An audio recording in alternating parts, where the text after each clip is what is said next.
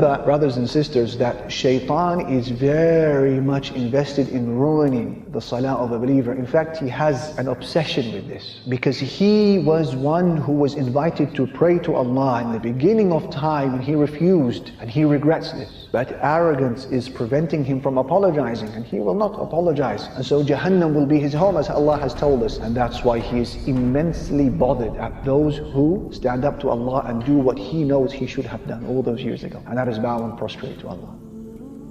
His first line of attack on you and I is to convince us that there is no need to pray. Salah is futile. So you know many people from your family perhaps, or your friends, may Allah protect them and guide us all, who don't pray. Shaitan has successfully convinced them that salah is futile. There's no need for it.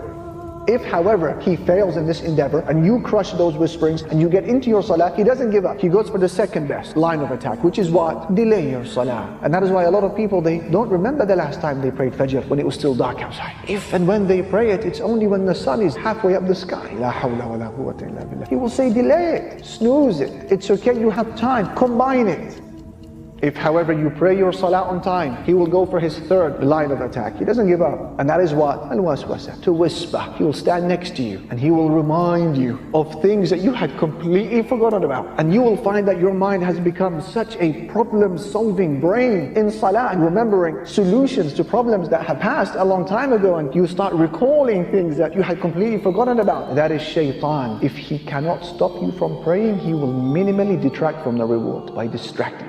And that is why Imam Ibn al-Qayyim rahimahullah, he said in his book Talbis to Iblis, he said, when a person stands up to pray before Allah subhanahu wa ta'ala, shaitan is overcome with a huge amount of jealousy, because you have just now stood in the greatest of all stations before Allah, and the nearest that you can be before him, and it is the station that causes shaitan most pain and most anger, and so he endeavors to ruin your standing before Allah subhanahu wa ta'ala.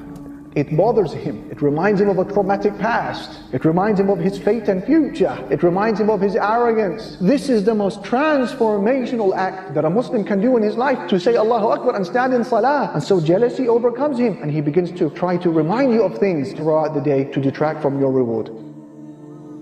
And so you are to remember, my brother, my sister, that when you are now beginning your salah, imagine that your wage for that salah, figuratively speaking, has been placed in front of you. And you need to hold on for just 10 minutes or so during your salah. And if you manage to pray a salah with khushu', attentiveness and humility, you will pocket every penny of that wage. But be careful, you need to be on guard, you need to be vigilant, because there is a thief. Every time you get caught slipping, you get caught nodding off, you get caught looking around with your eyes or with your heart, shaitan has stolen some of that wage. And that is why by the time you finish your salah, some people will pocket the full wage, some people will pocket only half the wage, some people will come back with a third, a quarter, and some people will go with no reward of the salah.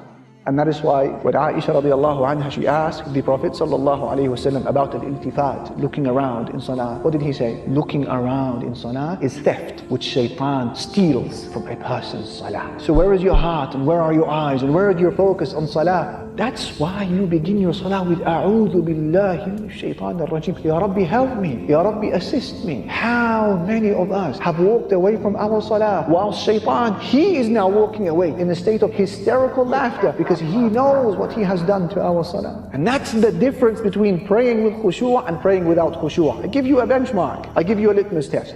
A person who prays without khushu', he remembers in his or her salah the things that they had forgotten about before the salah. Whereas the one who prays with khushu', by the time they finish their prayer, they had forgotten about what they were doing before they started the salah. Allahu. And that is why Ibn al-Qayyim, he speaks about those who are affected so much with the whispering of shaitan, and they don't fight him off, and they don't think about A'udhu billahi minash shaitanir rajim, I seek refuge in Allah from shaitan. Ibn al-Qayyim, he said, this person comes into salah, and then he walks out of the salah carrying the same sins, the same burdens, the same crimes that he had walked into salah with. None of them were lifted and removed through the salah. He said, the people who benefit from salah, the people who have their sins erased, the people who have the lifting of their burdens are ones who pray salah with khushu', they carry out its right, and they offer Allah Almighty an attentive heart. These are the people who experience a khiffah, a lightness during their salah, and they experience the lifting of a burden when they finish their prayer. He said, till people will hope, or till people will wish that they had not departed from their salah. Have you experienced that before? May Allah subhanahu wa ta'ala allow us to experience the essence of salah. This is is why you begin your salah with A'udhu billahi minash shaitanir rajim. You're saying, Ya Rabbi, I can't do this on my own. Control him for me, oh Allah. I can't. Assist me. Keep him at bay. And that's what you do. When there is someone that you can't handle for whatever deficiency or weakness you have, you go to the owner. You go to the very top. You say, please restrain them. I can't take them out myself.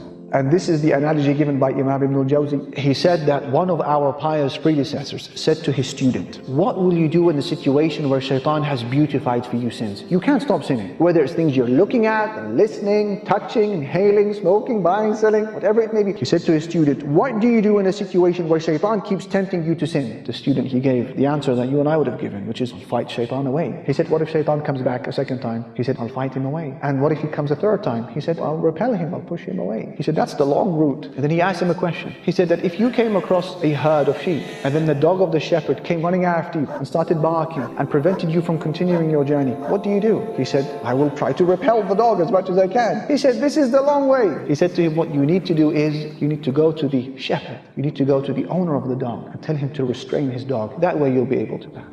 Do you see what he's saying? You've got to go right to the top. You've got to speak to the owner. Who's the owner? Of not just Iblis, all of creation, the angels, the jinn, the humans, the beasts, the creatures, the heavens and the earth. That is Allah, al-Malik, Rabbul Alameen. Go to the very top. Complain to him, Ya Rabb, help me restrain this creature from when I begin my salah until I complete it. That is what you are doing when you say, A'udhu billahi minash shaitanir rajim. Feel the ubudiyyah, experience your servitude to Allah and your poverty and your bankruptcy and your need to Him.